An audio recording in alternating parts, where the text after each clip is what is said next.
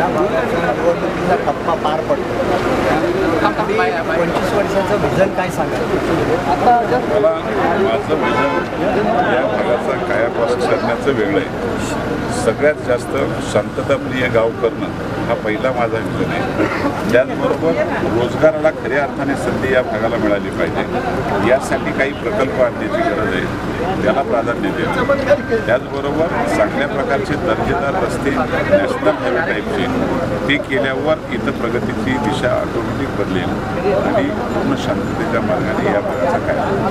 या ठिकाणी जे धरणाचे प्रकल्पग्रस्तांचे जे प्रश्न उपस्थित झाले होते यापूर्वी, याच्यावर कसं तोडगा काढणार? यापूर्वी काही धरणाच्या बाबतीतला मी ठाम विरोध केला होता आणि ते रद्द करण्यासाठी मी आजही प्रयत्नशील आहे आणि कधीच होणार हा माझा ठाम निर्धार आहे. कारण माझ्या लोकांना विस्थापित करून कुठल्याही प्रकारचा निर्णय घेणं हे मला उचित वाटतं. तुम्हाला आता सगळे या वातावरणामध्ये मुरबाड मतदारसंघामध्ये काय वाटतं?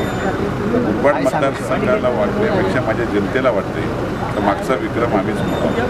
मला वाटत नाही, माझ्या जनतेला वाटते आणि तो जनता तो